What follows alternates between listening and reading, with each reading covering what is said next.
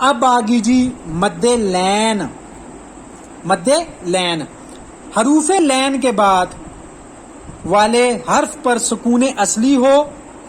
یہ حروف مقطعات میں صرف عین پر 2 جگہ ہے. سب سے پہلے تو میں آپ کو بتاؤں کہ حروف لین کیا ہوتا ہے. جیسے حروف مدہ ہے نا، الف مدہ، واو مدہ، یا مدہ، الف سے پہلے زبر، واو سے پہلے پیش، یا سے پہلے زیر.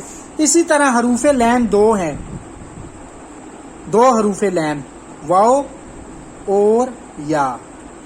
واو سے پہلے کسی لفظ کے اوپر زبر آ جائے جیسے یہ، اور یا سے پہلے بھی کسی لفظ کے اوپر زبر آ جائے، یہ واو لین اور یا لین کہلائے گی.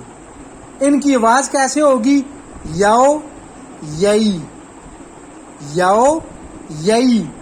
اب یہاں پہ لکھا ہوا ہے حروف لین کے بعد عین، انہوں نے حروف لین بنایا ہوا ہے. کیوں؟ عین کو اگر ہم ہجا کر کے مطلب جوڑ کر کے لکھتے ہیں، ایسے لکھیں گے عین. اب یہاں پہ دیکھیں میں نے آپ کو کیا بتایا، واو سے پہلے اور یا سے پہلے زبر آ جائے تو وہ حروف لین کہلاتے ہیں.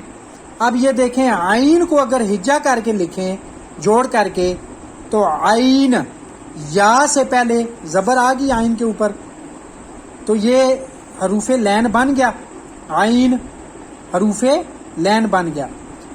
تو یہ حروف مقطع